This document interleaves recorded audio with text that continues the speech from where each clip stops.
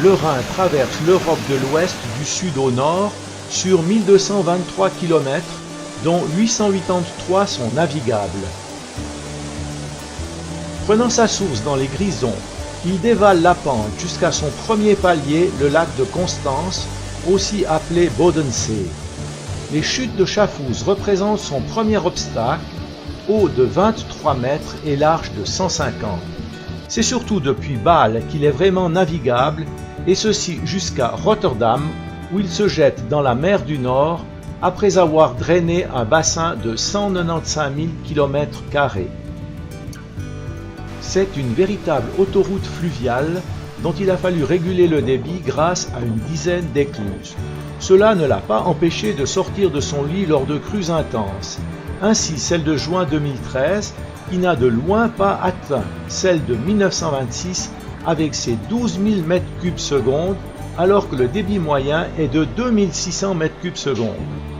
Pendant la saison d'hiver, ce dernier est souvent de 600 m³/s, ce qui oblige les bateaux à beaucoup de prudence et parfois même à des réductions de charge. Mais parfois, c'est l'accident. 15% du commerce extérieur de la Suisse passe par Bâle. Son port est le 5e en importance sur le plan européen. 40% des produits pétroliers utilisés dans le pays y transitent. Mais il y a aussi des porte-containers, des céréaliers, du transport de charbon. Le trafic passager n'est pas en reste. En 2000, on a transporté 125 000 personnes, soit une augmentation de 32% par rapport à l'année précédente. Aujourd'hui, on en est à plus du double, surtout des croisiéristes, mais aussi des bateaux de plaisance locaux et des bacs pour pallier à l'absence de pont. Dans un registre plus bucolique, des cygnes égayent le paysage, prêts à recevoir la nourriture des riverains.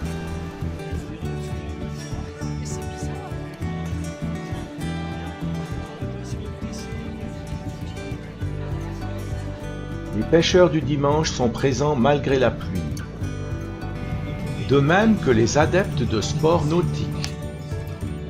Le bateau a trouvé sa vitesse de croisière, 20 à 25 km/h.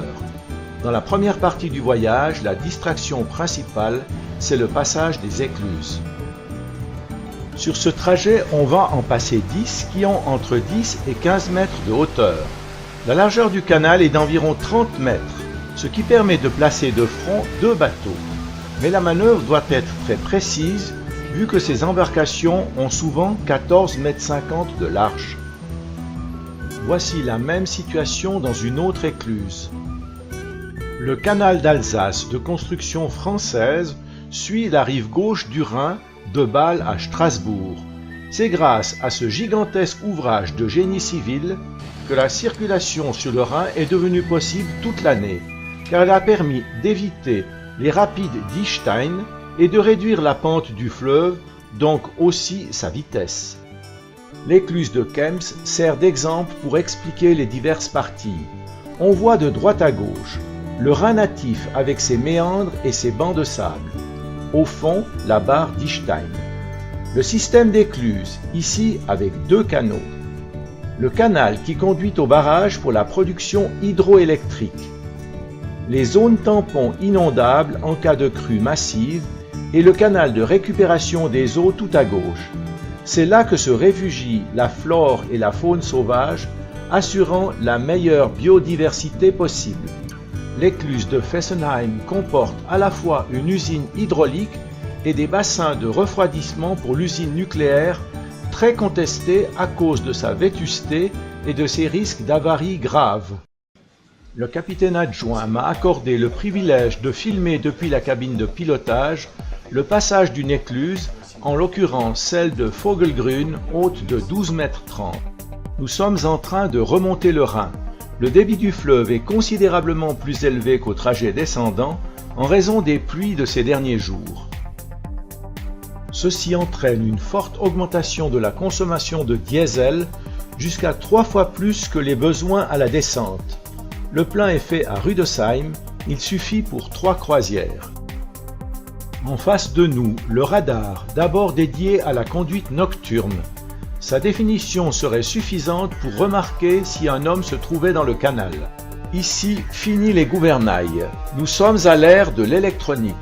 De simples joysticks suffisent pour diriger ce bateau de 110 mètres de long et 11,50 m de large. Les utilisateurs de jeux électroniques apprécieront.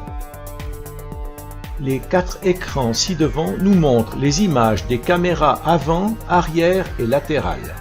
Avec 2 capitaines à bord, la durée de navigation maximum est de 18 heures. Il est donc nécessaire de faire des pauses dans les ports. Nous allons emprunter la porte de droite, celle qui permet, si nécessaire, de placer 2 bateaux côte à côte. Nous sommes au niveau inférieur de l'écluse. La porte aval s'ouvre. Dès que la péniche aura quitté le sas, nous entrerons. La manœuvre se fait tout en finesse. Nous attendons le passage au feu vert. Les caméras nous renseignent sur la position tout autour du navire. Il en est de même du radar. La flèche bleue indique que le bateau doit se placer du côté droit. Le bateau entre dans le sas pour aller se caler juste devant la porte en amont. Le niveau d'eau est bas. La caméra arrière nous montre la péniche qui s'éloigne de l'écluse. La vitesse diminue, puis le bateau s'arrête. Le radar montre l'embarcation seule au milieu du sas. La porte aval se ferme tandis que celle en amont s'ouvre, laissant arriver l'eau du canal supérieur. Le navire monte peu à peu.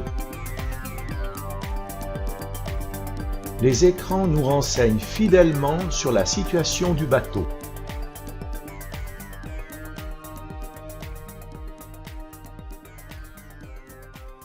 Les niveaux sont maintenant à l'équilibre entre le sas et le canal amont.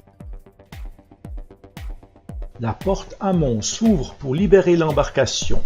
La manœuvre se répète 60 à 100 fois par jour, dans un sens ou dans l'autre, pour transporter 300 millions de tonnes par an sur l'ensemble du Rhin. Le feu vert signe la fin de l'exercice. Dans certaines écluses, les portes ne sont pas battantes, mais s'ouvrent comme les herses de Châteaufort. Mis en service en juin 2013, le MS Edelweiss est une unité de la compagnie Scylla dont le siège est basé à Bâle.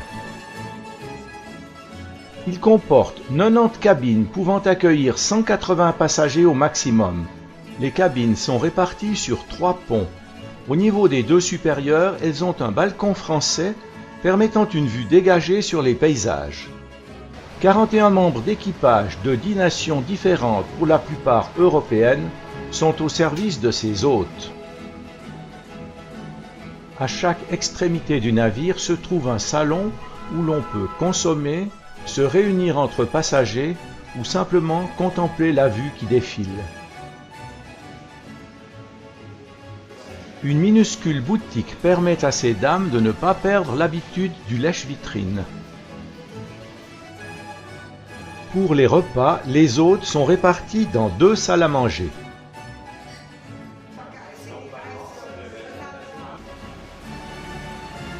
Tout en haut se trouve le pont Soleil, une dénomination trop souvent usurpée pendant cette semaine de croisière. Le jacuzzi a plutôt été déserté, de même que le mini-golf. Nous voilà à la fin de la première journée. Le bateau va continuer son chemin. Demain, en fin de matinée, nous arriverons à Mayence.